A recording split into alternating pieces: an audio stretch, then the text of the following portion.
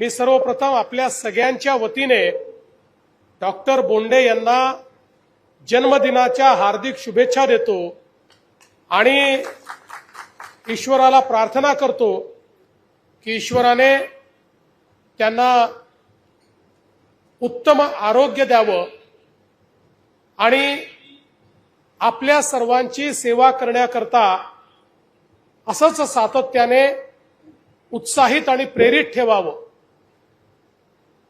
खरं म्हणजे लोक आपलं वय सांगत नाहीत, पण त्यांनी सांगितलं की मी 65 वर्षाचा झालो, पण काळजी करण्याचं कारण नाहीये। बोंडे साहेब, आपल्याकडे 75 वर्षापर्यंत नेता राहता येतं आणि 75 वर्षाच्या आधी तुम्ही कुठल्या पदावर असाल तर ते पद पूर्ण करता येतं, म्हणजे 80व्या वर्षापर्यंत राहता येतं। त्यामुळे तुम्ही अजून भरपूर काळ राजकारणामध्ये काम करणार आहात आणि मला या निमित्ताने सांगितलं पाहिजे की डॉक्टर बोंडे 2014ला जेव्हा निवडून आले त्यावेळी सभागृहामध्ये शेती क्षेत्राच्या संदर्भात ऑथेंटिकली बोलू शकेल, संपूर्ण ज्ञानाने बोलू शकेल, शेतीची चतुरस्त्र माहिती असलेला अशा प्रकारचा आमदार कोण, असा आम्ही विचार करायचो। कारण सत्तारूढ पक्षाच्या वतीनं शेती संदर्भातली चर्चा कोण ओपन करू शकतं, शेतीतल्या समस्या काय आहेत आणि सरकार उपाययोजना काय करताय हे संपूर्ण राज्यापर्यंत कोण पोहोचवू शकतं, असा आम्ही विचार करायचो। त्यावेळी आमच्यासमोर एकच नाव यायचं आणि ते नाव म्हणजे डॉक्टर बोंडेंचं। सातत्याने शेतकऱ्यांच्या समस्या काय आहेत त्या मांडण्याचं काम, हे आवाज कमी करा, माझा आवाज आधीच एवढा मोठा आहे तू वाढवून राहिला लेखक। सातत्याने डॉक्टर बोंडेंनी या ठिकाणी या सगळ्या समस्या मांडल्या आणि म्हणूनच मला ज्यावेळी मंत्रिमंडळ विस्तारामध्ये काही खाती बदलायची होती, काही नवीन मंत्री घ्यायचे होते, मी पहिला निर्णय हा केला की कृषी मंत्रीपदी डॉक्टर बोंडेंना घ्यायचं आणि त्यांना कृषी मंत्री म्हणून माझ्या मंत्रिमंडळात घेतलं। त्यांना कमी वेळ मिळाला, पण त्या कमी वेळातही अनेक चांगले निर्णय हे बोंडे साहेबांनी घेतले। राज्याच्या हिताचे, शेतकऱ्याच्या हिताचे अनेक निर्णय हे त्यांच्या माध्यमातून त्या ठिकाणी झाले आणि त्यातलाच एक निर्णय हा या मत्स्य विज्ञान विद्यापीठाचा निर्णय होता। दुर्दैवाने त्यानंतर सरकार गेलं आणि मग आपल्याला माहिती आहे की एक स्थगिती देणारं सरकार आलं। ज्या सरकारने आम्ही केलेल्या सगळ्या कामांना स्थगिती दिली आणि महाराष्ट्रातलं सगळं कामच ठप्प केलं। पुन्हा शिंदे साहेबांच्या नेतृत्वात सरकार आल्यावर आम्ही हे काम पुढे नेलं आणि आता बोंडे साहेबांच्या जन्मदिनी याचं भूमिपूजन होतं, ही खरोखर आनंदाची गोष्ट आहे। आत्ताच नितेश राणेजींनी सांगितलं की आपल्यापैकी अनेकांचा गैरसमज आहे की मासेमारी ही मोठ्या प्रमाणात समुद्रातच होते। खरं म्हणजे आज आपण जर बघितलं तर समुद्रातली मासेमारी महत्वाची आहेच, पण त्याच वेळी जवळपास 40% मासेमारी ही आपल्या देशामध्ये गोड्या पाण्यामध्ये होते आणि बंगालसारख्या राज्यामध्ये तर 80%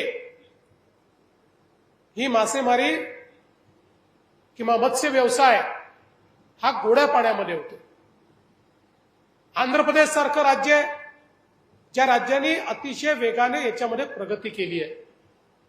आज आपण ज्यावेळी शेतकऱ्यांचा विचार करतो त्यावेळी शेती, फलोत्पादन यासोबत पशुपालन आणि मत्स्यपालन या दोन गोष्टी अत्यंत महत्वाच्या ठरलेल्या आहेत।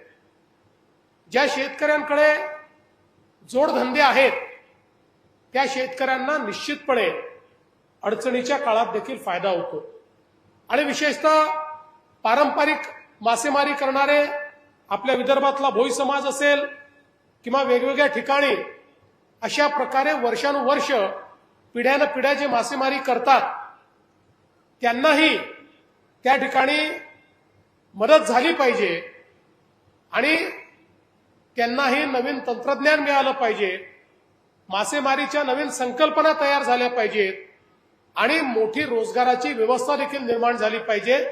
या दृष्टीनं खरं म्हणजे आपल्या मत्स्य व्यवसाय विभागाच्या माध्यमातून आज आपण काम करतो. आपण बघा, मागच्या काळामध्ये मोठ्या प्रमाणात आपण शेततळी केली. या शेततळ्यांच्या माध्यमातून शेतकऱ्याला एक संरक्षित सिंचन मिळावं असा आपण प्रयत्न केला. पण अनेक शेतकऱ्यांनी या शेततळ्याचा साईज थोडा वाढवून आणि त्याचा उपयोग मत्स्यपालनाकरता केला. काही जिल्ह्यांमध्ये मी गेलो होतो तर त्या जिल्ह्यांमध्ये या शेततळ्यांचा मत्स्यपालनाकरता इतका चांगला उपयोग त्यांनी केला की त्यातनं त्यांना एक अतिरिक्त अशा प्रकारची इन्कम मिळाली आणि मोठ्या प्रमाणात या व्यवसायामध्ये ते पुढे जाऊ शकले. आणि म्हणूनच आपला प्रयत्न आहे की आज ज्यावेळी देशाचे प्रधानमंत्री माननीय मोदीजी आपल्याला सांगतात की आपल्याला नीलक्रांती आणायची आहे, या नीलक्रांतीमध्ये मत्स्य व्यवसाय हा अत्यंत महत्वाचा आहे. त्याकरता केंद्र सरकारने खूप मोठ्या प्रमाणात योजना तयार केलेल्या आहेत. आज अनेक देश असे आहेत की जे देश हजारो कोटी रुपयाचा व्यवसाय हा केवळ मत्स्यपालनाच्या माध्यमातून त्या ठिकाणी करतात. आणि म्हणून त्याच देशांच्या श्रेणीमध्ये आपण गेलो पाहिजे, कारण इतक्या मोठ्या प्रमाणात नद्या आपल्याकडे आहेत, तलाव आपल्याकडे आहेत, समुद्र आपल्याकडे आहे. आणि म्हणूनच आपल्या सरकारने अतिशय महत्वाचा निर्णय घेतला आणि आमच्या नितेश राणेंनी त्याच्यामध्ये पुढाकार घेतला आणि मत्स्य व्यवसायाला आपण शेतीचा दर्जा दिला.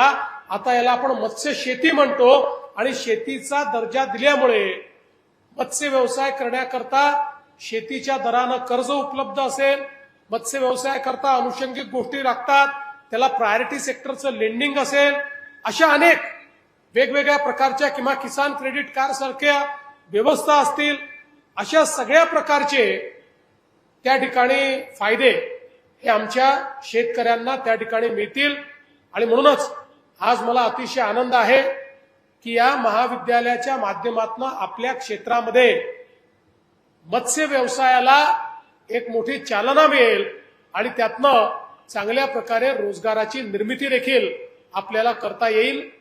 आज खरं तर आपण बघितलं असेल तर आपल्या सरकारनं सातत्याने शेतकरी हिताचे निर्णय घेतले. आताच चंदूभाऊ माझ्याकडे आले होते आणि चंदूभाऊंनी मला सांगितलं, म्हणाले साहेब बाकी कुठली घोषणा करा की करू नका, पण म्हणाले गेल्या 2 वर्षात 2दा गारपीट झाली आणि त्या गारपिटीमध्ये आमच्या शेतकऱ्यांचं नुकसान झालं. त्याची नुकसान भरपाईची फाईल ही मी सगळ्या ऑफिसेसमधनं क्लिअर करून मंत्रालयात पाठवली आहे आणि त्यामुळे ते पैसे आम्हाला द्या. चंदूभाऊ तुम्ही काळजी करू नका, आपलं सरकार असं आहे, शेतकरी जेव्हा जेव्हा अडचणीत आला तेव्हा तेव्हा त्याला आपण मदत करतो. त्यामुळे निश्चितपणे आपल्या मतदारसंघातले गारपीटग्रस्त जे शेतकरी आहेत त्यांना पूर्ण मदत ही राज्य सरकारच्या वतीनं दिली जाईल आणि आपण जो प्रस्ताव आणलेला आहे त्या प्रस्तावाला निश्चितपणे आपण मान्यता देऊ. आज आपण इतक्या मोठ्या प्रमाणात सिंचनाची कामं हातामध्ये घेतली आहे. चंदूभाऊंनी स्वतः पाठपुरावा केला आणि मग पंढरी मध्यम प्रकल्प असेल की ज्यातनं 23,000 एकर जमीन आपली पाण्याखाली येणार आहे, त्याच्याकरता त्यांनी आता आमच्याकडनं निधी मिळवून घेतला. निम्न 4 गड प्रकल्प ज्यातनं 9 गावांमध्ये मोठ्या प्रमाणात आपल्या मतदारसंघात सिंचनाची व्यवस्था होणार आहे, त्याचाही चंदूभाऊंनी पाठपुरावा केला. 564 कोटी रुपये आपण त्याच्याकरता दिले. त्यामुळे निश्चितपणे शेतकऱ्याच्या पाठीशी आपण उभं राहतो. आज मला सांगताना आनंद वाटतो, या देशातली एक अतिशय महत्वाकांक्षी योजना की जी योजना या विदर्भाचं चित्र बदलणार आहे. या विदर्भामध्ये नागपूर, वर्धा, अमरावती, यवतमाळ, बुलढाणा, अकोला आणि वाशिम या सगळ्या जिल्ह्यांमध्ये मोठ्या प्रमाणात सिंचनाच्या सोयी निर्माण करणार आहे. जवळपास या विदर्भातली 10 लाख एकर जमीन ही ओलिताखाली आणणार आहे आणि उद्योगालाही पाणी देणार आहे आणि पिण्याच्या पाण्यालाही पाणी देणार आहे. अशा प्रकारची वैनगंगा नळगंगा योजना, की जी योजना जवळपास 550 किलोमीटर, म्हणजे जी आपली गोसीखुर्द प्रकल्प आहे भंडारा जिल्ह्यामध्ये, त्याच्या खालून सगळं पाणी आपण उचलून हे बुलढाण्यापर्यंत नेणार आहोत. 500 किलोमीटरची नवीन नदी आपण तयार करतो आहोत आणि या नदीच्या माध्यमातून जवळपास 31 धरणं हे त्या ठिकाणी भरून आणि त्या माध्यमातून आपला हा सगळा पश्चिम विदर्भाचा जो भाग आहे, अमरावतीचा जो जिल्हा आहे, याच्यामध्ये सुजलाम सुफलाम करण्याचा आपण निर्णय घेतलाय. 1,00,000 कोटी रुपये आपण याच्यावर खर्च करणार आहोत आणि त्यानंतर माझ्या विदर्भातल्या शेतकऱ्याच्या जीवनामध्ये एक मोठं परिवर्तन झालेलं आपल्याला पाहायला मिळेल. अनेक लोक ही पण योजना 2019ला मी त्याच्या सगळ्या मान्यता घेतल्या, पण दुर्दैवाने नंतरच्या सरकारने ती डब्बाबंद केली. पण तुमच्या आशीर्वादाने पुन्हा सरकार आल्यानंतर आता त्याचा डीपीआर अंतिम टप्प्यात आलेला आहे. 31 ऑगस्ट पर्यंत पहिला डीपीआर अप्पर वर्धापर्यंतचा आपला येणार आहे, मग दुसरा डीपीआर येणार आहे आणि आमचा प्रयत्न आहे की या वर्षाच्या शेवटी किंवा पुढच्या वर्षाच्या सुरुवातीला टेंडर काढून याचं काम आम्ही सुरू करणार आहोत आणि मोठ्या प्रमाणात या ठिकाणी आपण सिंचनाच्या व्यवस्था उभ्या करणार आहोत. आज आपल्याला माहिती आहे, मागच्या काळामध्ये आम्ही हा निर्णय केला की आपल्या शेतकऱ्याला दिवसा 12 तास वीज दिली पाहिजे. आपल्या शेतकऱ्याला अर्धे दिवस रात्र अर्धे दिवस दिवसा आपण देतो आणि म्हणून त्या काळामध्ये पहिल्यांदा मुख्यमंत्री सौर कृषी वाहिनी योजना तयार केली. योजना तयार झाल्याबरोबर बोंडे साहेबांनी सांगितलं की साहेब प्रयोग माझ्या मतदारसंघात, आणि म्हणून मग 2 प्रयोग आम्ही त्यावेळी केले. एक राळेगण सिद्धीला केला आदरणीय अण्णा हजारे यांच्या गावामध्ये आणि दुसरा या मोर्शी मतदारसंघात केला. आणि हे दोन्ही प्रयोग यशस्वी झाल्यानंतर आमच्या लक्षात आलं की शेतकऱ्याला दिवसा 12 तास वीज देणं शक्य आहे आणि म्हणून मग मुख्यमंत्री सौर कृषी वाहिनी योजना तयार केली. आता 16,000 मेगावॅटचं काम आपल्या महाराष्ट्रात चाललेलं आहे. डिसेंबर 2026 पर्यंत हे काम आम्ही पूर्ण करू आणि त्यानंतर महाराष्ट्रातल्या शेतकऱ्यांना 12ही महिने दिवसा 12 तासाची वीज ही आम्ही त्या ठिकाणी देणार आहोत आणि त्याला एक प्रकारे रात्रीचं ज्या काही त्रास होतो त्या त्रासातून आम्ही मुक्त करणार आहोत. आणि एवढंच नाही तर आपल्याला कल्पना आहे की मागच्या काळामध्ये आपण शेतकऱ्याला मोफत वीज देण्याचा निर्णय घेतला. काही लोक म्हणायचे निवडणूक आहे म्हणून निर्णय घेतलाय, निवडणुकीनंतर निर्णय बदलवतील. पण मी आज ठामपणे तुम्हाला सांगतो, हे 5 वर्ष हा निर्णय बदलला जाणार नाही. 5ही वर्ष शेतकऱ्यांना मोफत वीज मिळेल आणि तुम्ही आमचं रिन्युअल केलं 5 वर्षांनी की पुन्हा आम्ही विजेचं रिन्युअल करून त्याच्या पुढच्या 5 वर्ष देखील त्या ठिकाणी निश्चितपणे मोफत वीज ही शेतकऱ्यांना देऊ.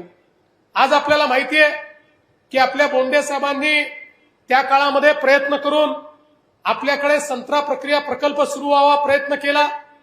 दुर्दैवाने सरकार गेल्यावर त्यातनं अनेक अडचणी निर्माण झाल्या. पण आता पुन्हा चंदूभाऊंनी तोच प्रकल्प पाठपुरावा त्याचा सुरू केलाय, बोंडे साहेबांनी पाठपुरावा सुरू केलाय आणि मला विश्वास आहे मागच्या काळामध्ये जागा झाली, सगळं झालं, पण सरकार गेल्यानंतर काय झालं आता पुन्हा सांगत नाही, पण तो प्रकल्प आपल्याला रिव्हाइव्ह करायचा आहे. आणि या भागामध्ये ज्याला आपण कॅलिफोर्निया म्हटलं, त्या कॅलिफोर्नियामध्ये हा संत्रा प्रकल्प जर आला तर त्याचा एक मोठा परिणाम होईल. आपल्याला माहिती आहे रामदेव बाबांचा एक प्रकल्प आपण नागपूरमध्ये सुरू केला. रामदेव बाबा तर म्हणतात विदर्भातला जेवढा संत्रा आहे तेवढा सगळा माझ्याकडे आणून द्या, मी तो सगळा घ्यायला तयार आहे. त्याची सुरुवात देखील झालेली आहे. पण त्यापेक्षा महत्वाचा आपला प्रकल्प मला चंदूभाऊ वाटतो. त्यामुळे त्यामध्ये जी काही मदत या ठिकाणी लागेल बोंडे साहेब आपण ती मदत करू आणि हा प्रकल्प या ठिकाणी झाला पाहिजे. या प्रकारचा प्रयत्न हा निश्चितपणे येत्या काळामध्ये आपण करू. आपल्याला माहिती आहे आपण नानाजी देशमुख कृषी संजीवनी योजनेसारखी योजना सुरू केली. या योजनेच्या माध्यमातून विदर्भातल्या शेतकऱ्यांना एका गावामध्ये गेल्यानंतर सॅच्युरेशन पद्धतीनं त्या ठिकाणी सगळ्या सोयी द्यायच्या. आता या योजनेचा दुसरा टप्पा आपण सुरू करतो आहोत. 7,000 गावांमध्ये त्या ठिकाणी आपण 6,000 कोटी रुपये हे खर्च करणार आहोत आणि त्या गावामध्ये सॅच्युरेशन पद्धतीनं शेततळं असेल, ड्रीपची व्यवस्था असेल, कृषी यांत्रिकी असेल, ट्रॅक्टर असेल, बीबीएफ असेल, जे शेतकऱ्यांना लागेल त्या सगळ्या गोष्टी द्यायच्या, जेणेकरून शेतकऱ्याचा उत्पादन खर्च कमी झाला पाहिजे, शेतकऱ्याची उत्पादकता वाढली पाहिजे आणि शेतकऱ्याच्या जीवनात परिवर्तन झालं पाहिजे. अशा प्रकारचा प्रयत्न हा आपल्या सरकारच्या माध्यमातून चाललाय. एक अजून चांगला निर्णय आम्ही घेतला. खरं म्हणजे आपण हे ठरवलं की कृषीच्या क्षेत्रामध्ये सरकारच्या वतीनं गुंतवणूक केली पाहिजे. शेतकऱ्याकडे गुंतवणूक करण्याकरता त्या ठिकाणी पैसा नाही आणि म्हणून आपण जर बघितलं तर कृषीच्या क्षेत्रात हजारो कोटी रुपये आपण खर्च करतो, पण हे सगळे खर्च रिलीफ आणि रिहॅबिलिटेशनला करतो. म्हणजे अतिवृष्टी झाली तर मदत कर, दुष्काळ आला तर मदत कर, नैसर्गिक आपत्ती आली तर मदत कर, बांध फुटला तर मदत कर, पण त्याच्यामुळे शेतकऱ्याचा शाश्वत फायदा होत नाही. आणि म्हणून यावर्षी आम्ही निर्णय केला की यावर्षीपासून दरवर्षी 5,000 कोटी रुपये शेतीमध्ये गुंतवणूक करायची. या 5 वर्षात 25,000 कोटी रुपये ही शेतीतली गुंतवणूक वाढवण्याचा निर्णय आपण घेतला आणि या वर्षीच्या बजेटमध्ये 5,000 कोटी रुपये आपण शेतीच्या गुंतवणुकीकरता त्या ठिकाणी दिले आहेत. आणि म्हणून आपल्याला हे परिवर्तन घडवायचं आहे. यापूर्वी देखील मी सांगितलं की शेतकऱ्यांच्या कर्जमाफीचा विषय आमच्याकरता महत्वाचा आहेच आणि आम्ही जे आश्वासन दिलं ते पूर्ण करणारच आहोत. पण 5 वर्षात 2दा कर्जमाफी देऊनही आमचा शेतकरी जर कर्जात जात असेल तर आपल्याला त्याहीपेक्षा वरची उपाययोजना करावी लागेल. अन्यथा अशाच प्रकारे आमचा शेतकरी अडचणीत राहील आणि म्हणून आपण ही समिती तयार केली आहे की ज्यातनं सगळ्या उपाययोजना आपल्यापर्यंत येणार आहेत. बंधू भगिनींनो, आज आपण रस्त्यांची योजना देखील या ठिकाणी मंजूर केली आणि त्या रस्त्यांच्या माध्यमातून काही हॅमचे रस्ते आहेत, काही ग्रामसडक योजनेचे रस्ते आहेत. पण मला आता सांगताना आपल्याला आनंद वाटतो की आता नुकताच मी दिल्लीला गेलो होतो. मी तिथल्या आपल्या फायनान्स मिनिस्टर, वित्तमंत्र्यांना भेटलो, नीती आयोगात गेलो, प्रधानमंत्री कार्यालयात गेलो. कारण आम्ही एक त्या ठिकाणी एआयबी आणि एआयबी अशा 2 बँका आहेत. या बँकांच्या माध्यमातून एक कर्ज मागितलेलं आहे. हे कशाकरता मागितलं आहे तर आम्ही हा निर्णय केला की आपण हे वेगवेगळे रस्ते गावाला जोडण्याचे करत असतो. रस्ते केले की 3 वर्षात ते उखडून जातात आणि रस्ते तसेच राहतात. आणि म्हणून आम्ही आता निर्णय केला 1,000 पेक्षा जास्त लोकसंख्या असलेल्या सगळ्या गावांना आम्ही सिमेंट कॉन्क्रीटच्या रोडनी आता जोडणार आहोत. शहरापासनं, तालुक्यापासनं कॉन्क्रीटचा रोड त्या गावापर्यंत नेणार आहोत. आणि याकरता जवळपास 20,000 कोटी रुपये खर्च करण्याचा आम्ही निर्णय घेतलाय आणि तो प्रस्ताव ज्यावेळेस आम्ही पाठवला, कारण आपल्याला परकीय बँकेकडनं जर कर्ज घ्यायचं असेल तर कर्ज खूप स्वस्त मिळतं, पण ते केंद्र सरकारच्या मान्यतेने मिळतं. आणि मी आता गेलो होतो तर सगळ्या डिपार्टमेंटनी त्याला मान्यता दिली. आता अंतिम मान्यतेकरता ते केंद्र सरकारच्या वित्त विभागात गेलाय आणि त्याला मान्यता मिळाल्यानंतर या ठिकाणी या रस्त्यांची कामं देखील आपण करणार आहोत. आज आपण जर विचार केला तर सर्व प्रकारचा विकास हा करण्याचा प्रयत्न आपला आहे. समाजातल्या प्रत्येक घटकाला कशी मदत करता येईल हा प्रयत्न आपला आहे. आज प्रधानमंत्री आवास योजनेच्या माध्यमातून आपलं राज्य एक नवीन रेकॉर्ड करताय. मला सांगताना आनंद वाटतो. प्रधानमंत्री आवास योजनेत 2016 ते 2022 13 लाख घरं आपण बांधली. आपल्याला 13 लाख घरं मिळाली. पण यावेळी आम्ही प्रधानमंत्री महोदय आणि ग्रामविकास मंत्री शिवराज सिंग चौहान साहेबांकडे गेलो आणि त्यांना सांगितलं आम्हाला अधिकचा कोटा द्या. ते म्हणाले किती कोटा पाहिजे. आम्ही म्हटलं आमची जी सगळी वेटिंग लिस्ट आहे ती 30 लाख घरांची आहे. 30 लाख लोक आमच्या वेटिंग लिस्टमध्ये आहे ज्यांच्याकडे घर नाही आहे. आणि तुम्ही चमत्कार बघा, देशाच्या प्रधानमंत्र्यांनी आणि देशाच्या कृषी आणि ग्रामविकास मंत्र्यांनी एका झटक्यामध्ये महाराष्ट्राला 30 लाख घरं मंजूर केले आणि त्यातल्या 20 लाख घरांचं काम देखील आपण सुरू केलं. 10 लाख पैकी 7 लाख घरांचं, 8 लाख घरांचं काम आता सुरू करतो. 2 लाख लोक असे आहेत की ज्यांच्याकडे प्लॉट नाही, त्यांना आपण जमीन पण देतो आणि त्यांना घरही बांधून देतो. आणि मग आम्ही त्यांच्या हेही लक्षात आणून दिलं की 2018 नंतरही अनेक लोक अशी आहेत की जे सर्वेक्षणातनं सुटले आहेत. त्यांना जर घरं दिली तर आपण बेघर मुक्त महाराष्ट्र म्हणजे जिथे कोणीही बेघर नाही अशा प्रकारचा महाराष्ट्र तयार करू शकतो.